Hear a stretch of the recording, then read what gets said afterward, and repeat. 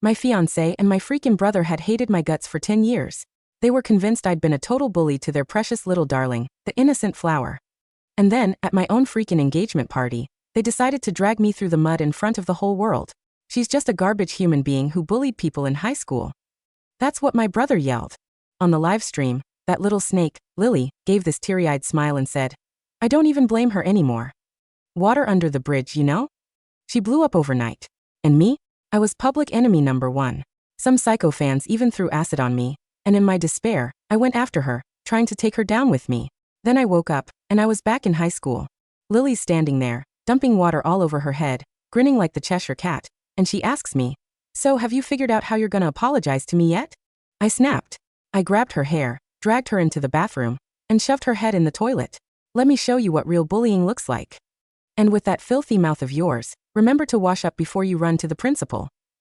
The last thing I remembered from my past life was the burning pain of acid eating away at my eyes. I could barely see through the blur, but I managed to spot Lily being shielded by my dear brother. So I grabbed a cake knife and charged, plunging it into her chest. We're going to hell together.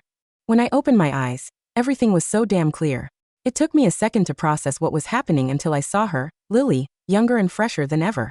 She was wearing a faded school uniform, twisting the faucet, and showering herself with water. As she poured the water over her hair, she said, let's see, who do you think they'll believe, me or you? That's when it hit me. This was it. The beginning of everything. The day everyone decided I was the villain. Seeing me standing there, frozen, Lily smirked. Have you thought about what you'll do to make it up to me, princess? See ya. All the hate and anger I'd been bottling up just exploded. I charged at her, grabbed her by the hair, and dragged her into the bathroom. With a shriek, she started thrashing, arms flying everywhere, but she couldn't break free. She ended up with her face buried in the dirty water, making gurgling sounds. Let me go, Lexi. Glub. Blargy. I laughed in her face. Thought you could just get a little wet and set me up? Come on, let me show you the ropes of a real beatdown. Lily struggled wildly, her arms flailing like mad, but she couldn't break my grip. Her face was stuck in the disgusting water, and she made muffled sounds. Lexi, let me go, gurgle, again. I laughed triumphantly. With a filthy mouth like that, be sure to clean it up before you snitch. I didn't care if I had been sent back in time, or just hallucinating. It didn't matter. I was going to go off the rails.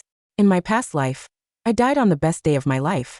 That day, I won my 3rd Oscar, wearing a haute couture dress, and standing beside my childhood sweetheart, Jake, at our lavish, live-streamed engagement party. That's when he told everyone, I will not get engaged to a girl who spent her whole high school life bullying people. Lily stepped out from the crowd with tears in her eyes and a radiant smile. Lexi, remember me? Lily, the girl you bullied for 10 years. You probably never thought I'd be standing here, on equal footing with you one day. But that's okay, I don't blame you anymore. Water under the bridge. Her popularity skyrocketed on the live stream. Before I could even react, Jake's crew of reporters, all set up and ready to go, swarmed me. Miss Lexi, is it true you still bully new people on set? Word is you went to the gynecologist a while back. Is it true you have an STD? A crazed fan leaped out of the crowd and threw acid on my face. Die, bitch. The liquid engulfed my face in an overwhelming burning pain. My sight never fully recovered. In an instant, I went from heaven to hell. Coming to my senses, I let go. Lily was lying on the floor, barely breathing. Her innocent, pure face was covered in filth. I couldn't help but laugh. Cry, shout. Go ahead and tell the world I was bullying you with that facey go. I raised my voice at the end. Remembering the pain of having my face melted by the acid, I stomped on her face a couple of times. Then I turned and left. My classmate, Sarah, was waiting for me downstairs in the school building. Gym class started a long time ago. What were you doing? I casually said, oh, just bullied a new classmate. She turned around in shock. What? I said, Confucius said, when the whole world thinks you're a bully, you'd better own it. Did Confucius really say that? That's beside the point. I walked with her to the edge of the athletic field, and we ran into Jake. We weren't in the same class, but everyone at school knew he was my childhood sweetheart, Lexi's boyfriend. Jake glanced at my face, then looked behind me, as if he were looking at someone there. Lexi, why are you so late? Oh, I heard your class has a new transfer student. Before, whenever Lily accused me of something, he'd always ask me to apologize to her and smooth things over. He'd seem like he was on my side. In reality, his words always affirmed what Lily was saying, that I was bullying her. Thinking of this, I smacked him right in the face. Sarah was shocked again. Jake's expression didn't change, he just gave me a cold look, then acted like nothing had happened. He affectionately lowered his head and rubbed his cheek against mine. What's up, Lexi? Are you in a bad mood? It wasn't until years later that I found out. When Jake was a kid, his mom left him at an amusement park, and he ended up in an orphanage for a while. That's where he met a bright, cheerful little girl. She shared a bed with him, and she gave him a piece of candy. She was the only light in his life. That light was Lily. And from the moment she transferred to our school, Jake recognized her. He always believed Lily's stories about me mistreating her, and he hated my guts for it. But because he was a bastard, he had to suck it up and try to please me. He needed to marry me to gain a foothold in the family. Thinking about this, I said, "Let's break up." His pupils shrank. "Why? Give me a reason, Lexi." I grabbed a tissue and started wiping off the part of my face that he had touched. "I don't want to date the son of a homewrecker. You're disgusting. Is that good enough?" After we left, Sarah asked me carefully if I had been possessed. I wasn't surprised she asked me that, because in high school, I had been so clearly and passionately in love with Jake. I waited for him after school every day so we could go home together. I baked him cookies, even though I always ended up with burns on my hands, and I would give them to him with a smile. It was so obvious that everyone knew. But things were different now. The Lexi who had just started her senior year was dead. Now I was someone who had died once and come back, a whole new person. Lily didn't show up again all day. I knew that her face was the most important thing to her, and she wouldn't act unless she could use it to her advantage. I waited patiently. Soon it was Saturday, my 18th birthday. My parents told me earlier that they would be throwing a big party to celebrate my birthday. But then something came up at work, so they had to be late. The chandeliers shone brightly. Wearing a custom-made cocktail dress, I walked down the spiral staircase to the living room. I saw my brother, Ben, in the distance.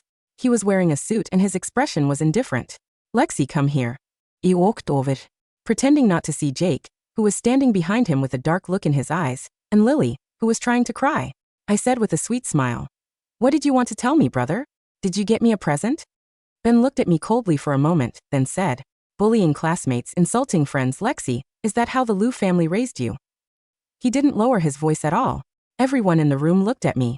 What is brother talking about? I don't know what he means. I looked at Lily and tilted my head. Who did I insult, and when did I bully a classmate?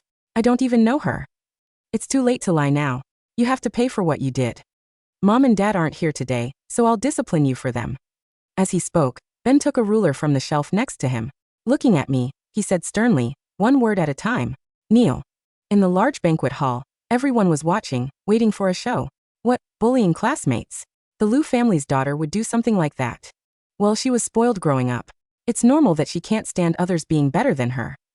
Luckily, her brother is fair and impartial. Under Lily's smug, provocative gaze, I straightened my back. Smiling, I retorted, "What the hell are you talking about, brother? If I didn't know better, I'd think you were Ben. But now it seems like you're possessed by some ghost." I only kneel to honor the dead. I tilted my head, looking him up and down for a moment, and then smiled wickedly. "How about this? Why don't you jump out of a building right now, and I'll kneel down and kowtow 3 times to send you on your way." Ben's face suddenly darkened.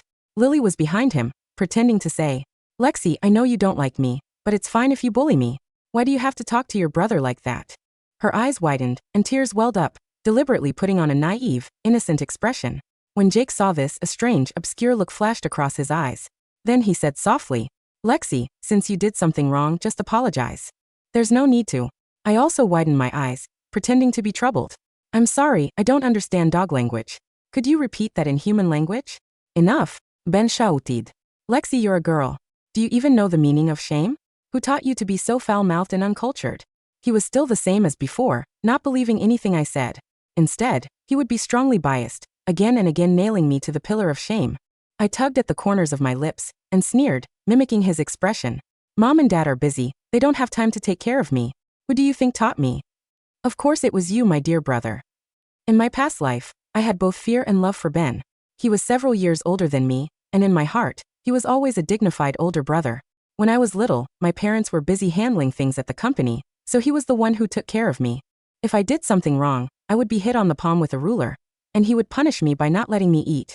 When I brought home a curly-haired stray puppy, he wouldn't let the babysitter open the door for me. It's filthy. We don't welcome things like that in our house. So I helplessly held the puppy and sat on the steps in front of the house all night. I was still young back then. I always thought he was just like that, not learning the gentle way that other people's brothers doted on their sisters. Until Lily showed up. I realized. It wasn't that my brother didn't know how to be gentle. It was just that I wasn't the one he would be gentle with. I saw him sitting in the car, giving Lily hot milk, rubbing her hair and saying, "You have to eat 3 meals a day. If you don't have enough money, I'm here." I also saw Lily hugging a skinny stray cat on a rainy day, and he held an umbrella for her and asked softly, "Do you want to keep it?" When Lily got drunk, she grabbed his clothes and talked nonsense, and he listened patiently, his eyes full of tenderness. In my past life, I was trapped in a lie of love, confused about why my brother didn't love me, why my fiancé wasn't on my side. Coming back to life, I suddenly realized, I am a completely independent person. I can still live, even without love. The birthday party didn't end well. I fearlessly confronted Ben, and my parents finally came back. They politely thanked everyone and sent them home. Lily wanted to use her old tricks in front of my mom, but my mom stopped her with a smile. "I'm sorry, but we will handle the Liu family's affairs ourselves. Please leave." Lily choked up, giving Ben one last look, then turned to leave. Once the family was alone, my dad finally spoke with a stern face. "Okay, now tell me what happened." Before Ben could speak, I cut in. "There's a new transfer student at school. On her first day, she started pouring water on her head and said I did it, that I bullied her. Later I found out that this person is the poor student that brother has been sponsoring Lily." Ben on the sofa suddenly looked up at me, his eyes full of shock. "Surprising, isn't it, brother? I found out about your secret relationship so early." I pressed the corners of my red eyes and spoke in a choked voice. "Actually, I didn't blame her. It's just a birthday, I can just get over it. I'm just sad, why doesn't brother believe me? It's not like Lily is the only one in this world who can play the White Lotus." As I spoke through tears, my dad made the final decision. "Okay, no matter who bullied who, you are not allowed to make any more trouble. If it gets bigger, it'll spread outside, and it won't be good for any of you." That's the end of this. Back at school, I started bullying Lily in the open. I poured ink in her desk, laughed loudly when she recited the lesson with a weird accent. I ripped up her physics test paper and showered her with pieces. "Go on, keep complaining," I said with a smile. "Isn't that what you're best at?" A piece of scrap paper floated slowly from her hair. She looked at me, and her eyes flashed with hatred, but in the end, she was shaking as she cried and apologized to me. I'm sorry, Lexi. If I did anything to make you unhappy, I'm sorry now, I'll fix it, okay? Your existence makes me unhappy." I raised my eyebrows in surprise. "How are you going to fix it? Are you going to die now?" She was speechless, unable to say a word. In the end, she could only continue to cry. For the first time, I realized that being a bad girl was such a great thing. Of course, she also told the teacher. The teacher called me to the office. I told the teacher about the birthday party, and in the end, I took out a doctor's note. That day, because of her lies, my brother humiliated me in front of so many people. I cry every time I think about it, and I wake up from nightmares in the middle of the night. I'm seeing a psychologist and taking medicine. The doctor said I have severe depression. In the end, the teacher had to comfort me. Everyone could see that I didn't like Lily. Sarah was confused. "Why are you targeting her so much? Did she do something bad?" I looked up at her and smiled. "Why can't it be that I'm just a bad woman who looks down on the poor new classmate because my family is rich? Come on." She rolled her eyes. "If you were that kind of person, why don't you bully me? My family is much poorer than hers. On the first day we became friends, you paid for all my school supplies for 3 years. I'd rather believe I'm Wu Zetian than believe you're bullying a classmate. I understand that much." Yeah, everyone understands that much. But my brother and the person I love, they don't. I curved my lips, but there was no smile in my eyes. A month later was the school's centennial celebration. In my past life, Lily had been arranged by Ben and Jake to perform a piano solo at the celebration. The admissions officer who came to watch was so impressed, she was granted the only special admission. As for me, I had been learning to dance since I was 4 years old, and had been doing it for over 10 years. I had originally prepared a classical dance. But then Jake found me. He hugged me in the sunset on campus, and said in a low voice, "Can you not dance? Lexi, I don't want so many people to see you so beautiful, I'll be jealous. Just dance for me, okay?" I was a fool back then. I was flattered and thought it meant he cared about me. So on the day of the show, I didn't go. I danced for him in the empty dance studio, again and again. When I finished, I could hear the cheers from the auditorium. Jake heard it, and suddenly laughed. He was always gentle and quiet with me. His smile was always light, as if there was fog between us. It was the first time I saw him show so much emotion. So I stopped dancing and asked, "Are you happy?" He paused, happy. At the time, I thought he was happy because I was dancing for him. I found out much later. He was happy because Lily's performance was a success. The only light in his life had a bright future. I submitted my dance program. But this time it wasn't a solo dance. I pulled in all the girls in the class who were interested in performing, and choreographed a group classical dance. I paid for a teacher for everyone, bought the most expensive costumes, and customized the best props. By comparison, Lily's white dress piano solo seemed too simple. I don't know what she cried about in front of Ben. That night, I was stopped by him in the garden. Lexi. My brother looked at me with a straight face. Your program, drop it. I laughed. Ben, what are you talking about? Don't think I'm asking you. A cold mockery appeared in Ben's eyes. If you insist on going, you'll have to bear the consequences. I stopped, staring at his cold eyes. Brother, does your little white flower not have the confidence to beat me when we compete on the same stage, even after learning piano for over 10 years? What a waste. With only a few days left before the school celebration, Jake found me. Lexi. I was wrong about what happened last time.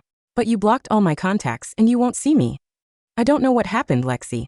Are you misunderstanding me, or did you fall for someone else? At the last few words, his voice even had a distinct tone of pain. But you said you would always love me the most. An angry, sharp sting flashed through my mind. I had sincerely loved him for many years. He said he didn't want me to film kissing scenes, so I turned down many invitations from famous directors. He said Lily had a hard time and had been bullied in the orphanage, so I shouldn't care about what she did. So I forgave her offense again and again. I just wanted to exchange my sincerity for sincerity. But all I got in return was their 10 years of slander and hate. At this moment, I didn't even want to pretend anymore. I grabbed Jake's collar and pushed him hard against the tree behind him. He gasped in pain, and before he could say anything, I slapped him. I didn't hold back at all. His pale face immediately turned red. I got close to him and said one word at a time. You and Lily have known each other for a long time, I know. You like her, don't you? Why are you acting affectionate in front of me? You want to use me, while being her puppy. You're just like your mother, trash. After I said the last word, the emotion in his eyes brewed like a storm. But he couldn't say a word. I sneered, let go of him, and turned to leave. That night, I had a dream. I rarely dreamt about my past life, about what happened after I died. After the cake knife went into Lily's chest, I died in extreme pain. But she was taken to the hospital. Outside the hospital room, Jake grabbed Ben and questioned him. You said you would take care of everything, that you would protect her, eh? Ben brushed off his hand and said coldly, I already agreed to share her with you. Without my help, can you take control of the Liu family? Don't push it. Jake staggered back and retorted, Are you helping me? It's clearly. He stopped in the middle of the sentence. Ben sneered. Yes, it was my sister who helped you, but she's dead. The person who threw acid on her. You were the one who arranged it, did you forget? Jake stood there silently. The red light was flashing. A moment later, Lily was pushed out. The doctor said, The patient is still in critical condition. Jake's eyes glanced over her pale face. Then he said calmly, I didn't forget. And I've never regretted it. I woke up from the dream, stumbled into the bathroom, and threw up. When I stood up, I saw myself in the mirror. My eyes were full of hate. No regrets. I muttered, That's okay, you will regret it in this life. You will regret being born. Just wait and see. On the day of the school celebration, I ran into Lily. She was wearing a low-key silver dress and a new diamond necklace. It was probably bought by Ben to comfort her. Lexi, do you think the Liu family can protect you forever? You've been bullying me for so long. Do you really think I won't fight back?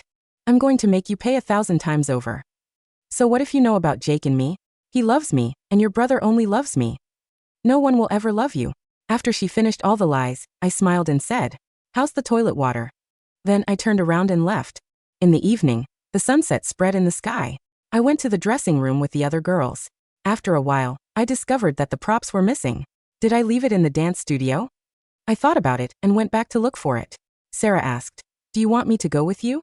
It's okay, it's not heavy, I can carry it. I said, Go to the dressing room and get the props ready. I went to the building alone, but I stopped just before I arrived at the dance studio. Someone was standing there on the steps. The light from the outside shone on him. Most of his face was hidden in the darkness. Jake. He spoke in a low voice. Lexi, what are you going to do? Mind your own business.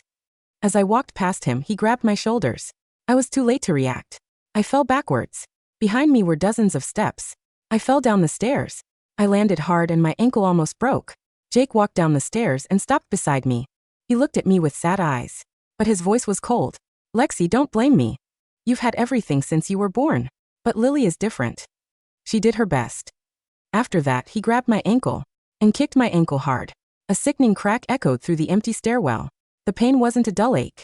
It was an explosive, white-hot fire that shot from my ankle straight up into my hip, making my vision go completely black for a fraction of a second. Cold sweat instantly drenched my back, sticking my lace camisole to my skin. Jake stood over me, his shadow stretching long across the concrete floor. He looked down at my swollen, purple ankle with a flat, clinical expression. The Look of a man who had just crushed a beetle beneath his heel and felt nothing. Stay here until the ceremony is over, Lexi, he murmured, adjusting his cuffs. Once Lily gets the special admission, I'll come back and take you to the hospital. I'll tell your parents you tripped. I lay on the cold floor, my teeth digging into my bottom lip so hard the copper taste of blood flooded my mouth. I didn't cry. I didn't beg. Instead, a raspy, bubbling chuckle escaped my throat. Jake paused, his brow furrowing slightly as he looked back down at me. What's so funny? You, I rasped, pushing myself up onto my elbows, ignoring the screaming agony in my leg. You think breaking my bone stops me? You think a broken ankle makes me like Lily? I reached into the pocket of my oversized dance cardigan and pulled out a small, metallic rectangle, a high-grade digital voice recorder. The tiny red LED light was blinking steadily in the dim light. Lexi, don't blame me. You've had everything since you were born. But Lily is different. Bang! Crack! The audio playback echoed through the stairwell in crisp, horrifying clarity, Jake's own voice, followed by the sickening crunch of my joint giving way. Jake's face drained of color instantly. The cool, detached sociopath mask vanished, replaced by wild, sudden panic. He lunged forward to snatch the recorder from my hand. Give me that. Touch me again, Jake, I sneered, holding a heavy metal water bottle I pulled from my bag straight against his temple. And I'll drive this through your teeth. Try me. The cold fury in my eyes must have terrified him, because he froze mid-reach, his chest heaving, his eyes darting frantically between my face and the recorder. You're crazy, he whispered, stepping back. You're out of your mind, Lexi. I was crazy in my last life, I hissed, forcing myself to stand on one leg, leaning heavily against the handrail, while pain tore through my nerves like Rased White. In this life, I'm just the executioner. I didn't wait for him to respond.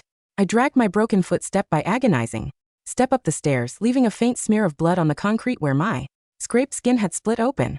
Behind me, Jake stood paralyzed, unable to stop me, realizing for the first time that the gentle, obedient girl who used to bake him cookies was gone forever. 10 minutes later, the backstage area of the grand auditorium was a hive of chaotic activity.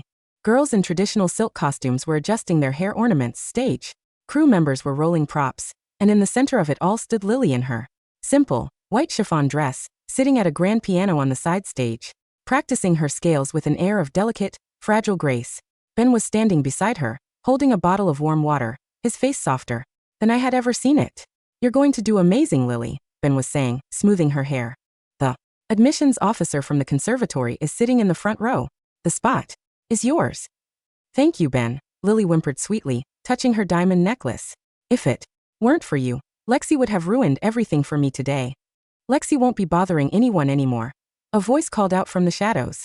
Jake stepped into the backstage light, his clothes slightly disheveled, his expression tense. He caught Ben's eye and gave a subtle, microscopic nod. Ben let out a quiet sigh of relief. Good. Is that so? A clear, ringing voice sliced through the backstage hum. Everyone turned. I stepped out from behind the velvet curtain. My traditional red silk dance robe trailed behind me like a stream of fresh blood. My face was deathly pale, drenched in cold sweat, but my posture was impossibly straight. Every time my right foot touched the floor, a tremor ran through my jaw, but I didn't stumble. Sarah rushed over from the costume rack, gasped, and nearly dropped her props. Lexi, oh my God, your leg. What happened to your ankle? My right ankle was swollen to 3 times its normal size, turning a horrific shade of deep purple against my fair skin. The backstage went dead silent. The other dancers gasped, whispering in horror. Ben's face darkened instantly. He marched over to me, grabbing my shoulder. Roughly. Lexi, what kind of stunt are you pulling now? Did you hurt yourself? On purpose just to sabotage the performance and embarrass the family? I looked down at his hand on my shoulder, then raised my eyes to meet his.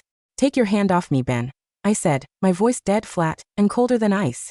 Before I make sure you never handle the family business again. Ben flinched, caught off guard by the absolute lethality in my gaze. I turned my head toward the stage manager, who was holding the microphone list. Is our group dance next? Why yes, Miss Liu, the manager stammered, staring at my mangled ankle. But you can't dance like that. You need an ambulance. I'm dancing, I said, turning to Sarah and the 6 other girls in my troupe. Girls, change of formation. We aren't doing the soft lotus dance anymore. Sarah wiped a tear from her cheek, her hands shaking. Lexi, what are we doing? I smiled, a sharp, terrifying, radiant smile that made Lily step back behind the piano. We're doing the warrior's return, I said. And I don't need my right foot to tear this stage apart. The house lights in the 2,000-seat auditorium dimmed to absolute pitch black. In the front row sat the principal, the city's educational board members, and the prestigious admissions director from the Royal Arts Conservatory. Lily had just finished her piano solo 2 minutes prior. She had played a simple classical piece, sweet, technical, but utterly devoid of soul. Still Ben and Jake had arranged for a clack in the balcony to start a loud, organized round of applause, making it seem like a triumph. Lily stood near the wings, holding a bouquet of white roses, waiting to watch me fail or surrender. Thud. A single, massive traditional war drum echoed through the theater's surround sound speakers. A crimson spotlight cut through the darkness, landing directly on the center of the stage. I stood there alone. I wore a sweeping, heavy scarlet robe adorned with silver thread. My hair was tied up with a single obsidian blade hairpin. My right foot was wrapped tightly in black linen strips to bind the broken joint, but I stood on the ball of my left foot, motionless as a statue. Behind me, Sarah and the 6 other girls held massive, 6-foot silk banners of dark crimson and gold. Thud, thud, thud, thud, thud. The rhythm accelerated into a thunderous battle march. I moved. Because my right ankle was shattered, I couldn't perform standard balletic leaps. So I adapted. I used the upper body discipline of 10 years of classical training, turning my immobility into an illusion of terrifying, rooted power. I spun on my left heel, my red sleeves whipping through the air like trailing fire, slicing through the light. The banner girls moved around me in intricate, sweeping waves, creating a churning sea of red silk that hid my limp while accentuating every sharp, violent movement of my arms and torso. The sheer aggression of the performance was intoxicating. It wasn't a pretty, submissive dance meant to please an audience. It was a battle cry. It was the dance of a queen standing on a mound of her enemies' corpses. When the music reached its crescendo, I executed a dramatic backward drop onto the stage floor, my red sleeves spreading wide like the wings of a dying phoenix, while the other girls swept their banners over me completely, blanketing the stage in crimson. Silence descended on the auditorium. For 3 seconds, nobody breathed. Then, the admissions officer in the front row stood up and began to clap furiously. Within seconds, the entire 2,000-person crowd erupted into a deafening, thunderous ovation. Cheers shook the plaster from the ceiling. Behind the curtains, Lily's white roses slipped from her fingers, scattering across the dirty floorboards. Jake stood frozen, his jaw clenched so tight a vein throbbed on his temple. I lay on the stage floor under the red silk, breathing heavily, feeling the sweat and blood soak through my costume. As the applause roared on, I slowly reached into my sleeve, pulled out my phone, and hit send on an email I had drafted an hour ago. Target recipient: the City Police Department, the Board of Education, and the Lu Corporation Board of Directors.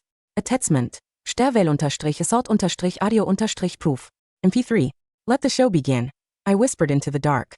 The celebration banquet following the centennial performance was held in the school's grand glass atrium. Reporters, wealthy alumni, and school trustees gathered around tables stocked with champagne and caviar.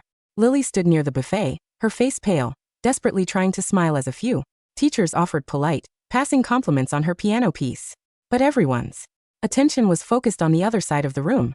I sat in a velvet armchair, my right leg elevated on a padded stool, surrounded by the conservatory admissions director, 3 famous directors, and a dozen journalists. Miss Lu, a reporter from the City Daily press forward, microphone raised. Your performance tonight was revolutionary. Is it true you composed the choreography yourself despite a severe injury? I didn't compose it alone, I said, offering a serene, modest smile gesturing toward Sarah and my classmates. My team carried me.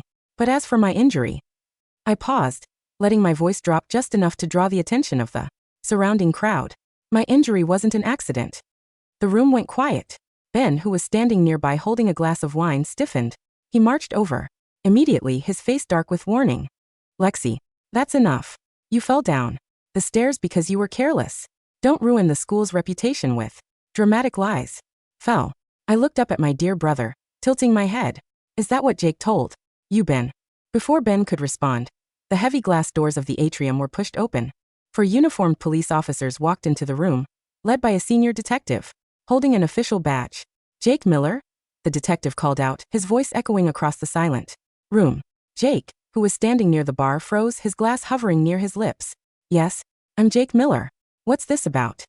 Mr. Miller, you are under arrest for aggravated assault, intentional bodily harm, and conspiracy to commit criminal endangerment, the detective announced. Loudly, the entire atrium erupted into gasps. What? Ben yelled, stepping forward to block the officers. Are you insane? Do you know who he is? He's the heir of the Miller Group, my family's partner. We know exactly who he is, Mr. Liu, the detective replied coldly, pulling out a pair of steel handcuffs.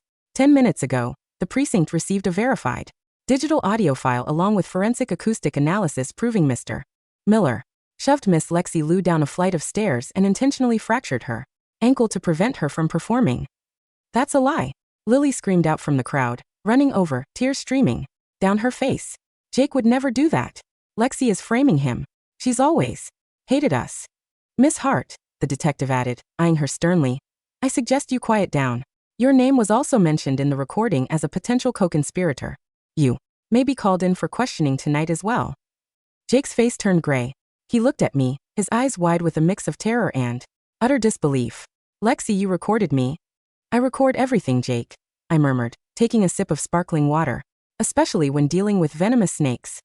As the police cuffed Jake's wrists behind his back and dragged him out past the staring crowd, Ben turned on me like a rabid animal, his eyes bloodshot with rage. You lunatic, Ben roared, lunging toward my armchair. Do you have any idea what you've done? The Miller Group is our primary investor for the North District project.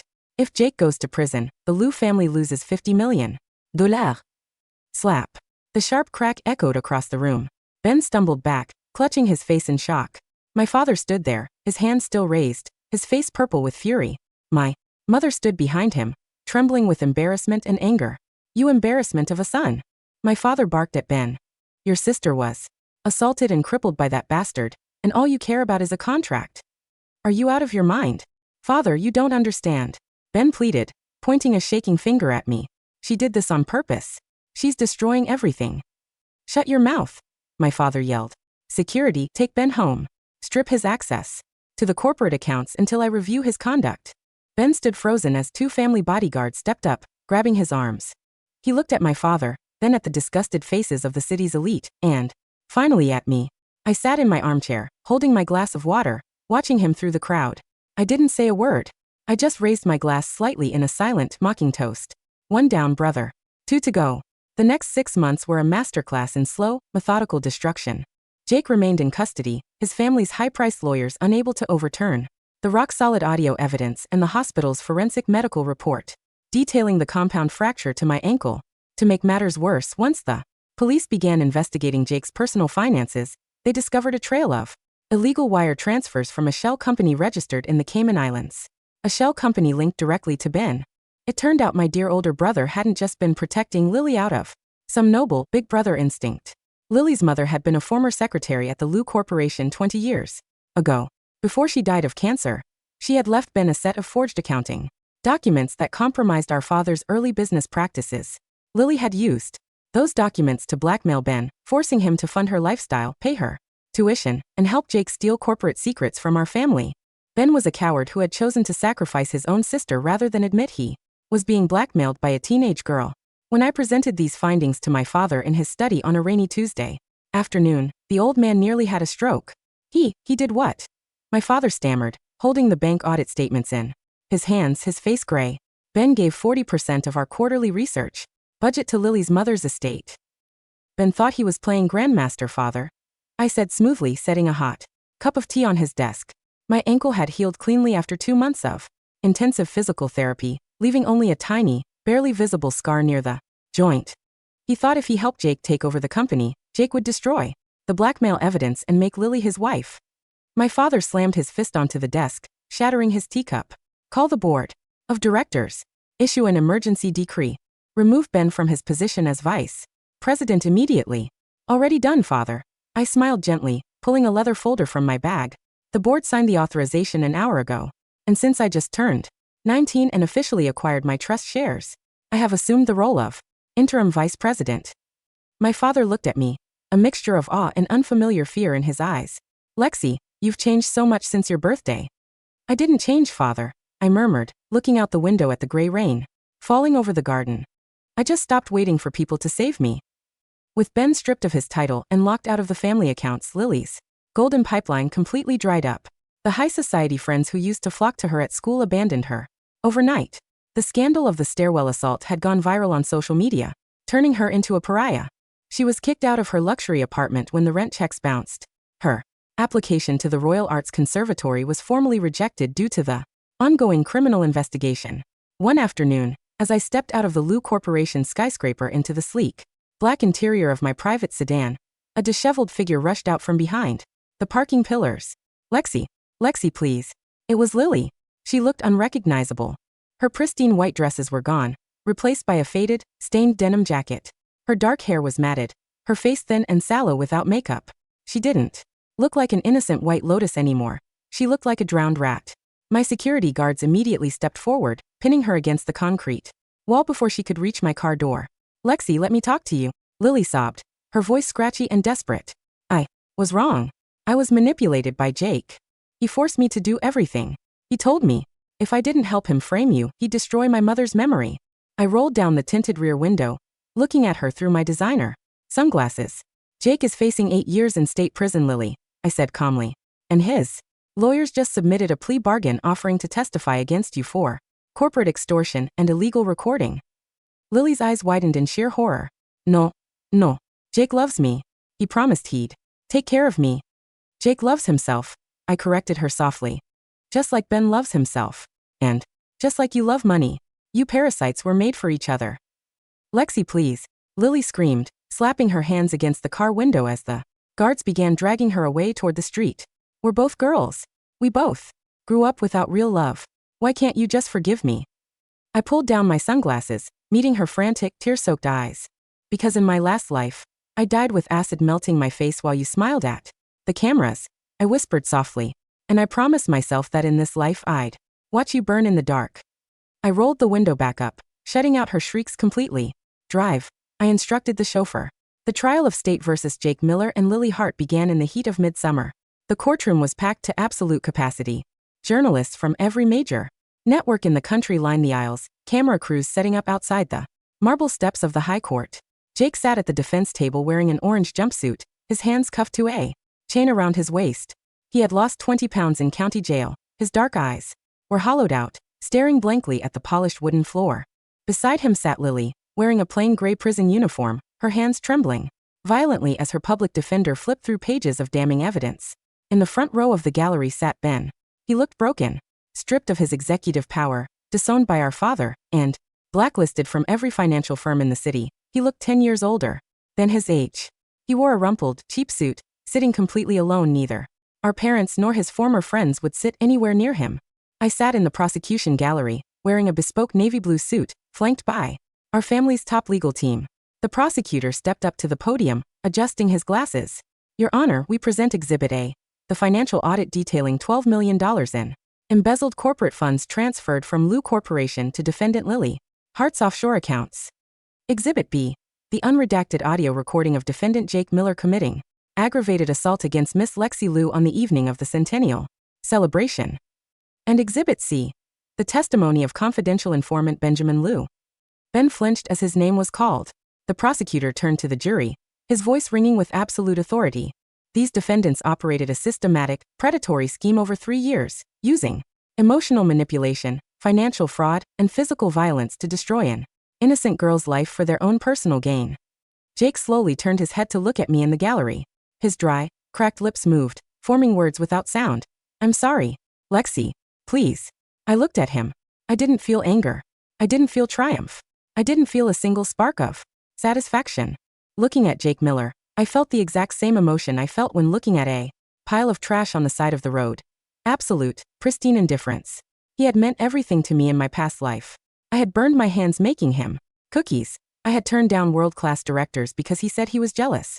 I had loved him until my soul was bled dry. And now, he was just a small, pathetic criminal waiting for a judge to read a number. On count 1, grand larceny, guilty. On count 2, aggravated assault with intent to cripple, guilty. On count 3, corporate extortion, guilty. The judge slammed her gavel down with a heavy final boom. Defendant Jake Miller is sentenced to 12 years at maximum security without possibility of parole. Defendant Lily Hart is sentenced to 10 years at the State Women's Facility. Lily let out a blood-curdling shriek, collapsing onto the floor, kicking her legs as the bailiffs grabbed her arms to drag her toward the holding cells. Ben, save me. Ben, you promised me. Ben stood up from the gallery, his face pale, taking a half step forward. Sit down, Mr. Lu. a bailiff warned sternly, placing a heavy hand on Ben's shoulder. Ben sank back into his chair, staring at Lily's thrashing, screaming body being hauled through the heavy iron doors, her fingernails scraping uselessly against the wood. She didn't look at him once as she was dragged away. She didn't care about him. She had never cared about him. Ben buried his face in his hands and began to weep violently, his pathetic sobs echoing through the clearing courtroom. I stood up, smoothed the lapels of my navy suit, and walked past him without a single glance. 3 years later, the lights of the International Film Festival in Cannes were blindingly bright, flashing across the red carpet like a sea of diamonds. I stood on the grand marble steps of the Palais de Festivals, wearing a custom, midnight blue velvet gown that swept the floor behind me. Around my neck sat a vintage sapphire necklace worth more than a small mansion. Beside me stood the legendary French director whose film I had just starred in. A sweeping, powerful drama about a woman who breaks her chains and builds an empire from the ashes of her past. And the winner for Best Actress, the presenter's voice echoed across the global broadcast, is Lexi Liu. The auditorium erupted into a thunderous, standing ovation. I walked up to the podium, accepted the heavy gold trophy, and looked directly into the main camera lens, broadcasting live to over 200 countries worldwide. I didn't give a tearful, emotional speech. I looked into the lens, smiled softly, and said, "To everyone who ever tried to bury me, thank you for the fertilizer." The flower bloomed anyway. Far across the ocean, in a dingy, damp basement apartment on the outskirts of the city, a small television screen flickered in the dark. Ben sat on a stained mattress, holding a cheap bottle of liquor, staring at the screen. He was bald at 30, his face lined with deep, bitter wrinkles, working a minimum wage graveyard shift at a local warehouse. Our parents had passed away 2 years ago, leaving the entire family fortune in a secure, irrevocable trust, managed solely by me. Ben received a monthly allowance just large enough to pay for rent and basic groceries, not a single penny more. On the TV screen, he watched his little sister accept her global award, glowing with confidence, beauty, and absolute, unreachable majesty. A single tear tracked through the dirt on his cheek. He remembered the curly-haired puppy he had locked out in the cold when they were children. He remembered the ruler he had held in his hand on her 18th birthday, demanding she kneel. He reached out a shaking hand, touching the glass screen where my face was, smiling. "Lexi," he whispered into the empty, foul-smelling room. "I'm sorry." The television screen flickered, shifting to a commercial break. And in the dark, cold room, nobody answered him. The spring wind over the hills of the Liu estate was warm, carrying the sweet, clean scent of blooming white jasmine and fresh pine. I walked along the paved stone path of the private garden, holding a cup of hot Earl Grey tea. Sarah, who was now my chief brand manager and lifelong best friend, walked beside me, checking her tablet. "Jake Miller's parole request was officially denied this morning," Sarah reported casually, scrolling through her emails.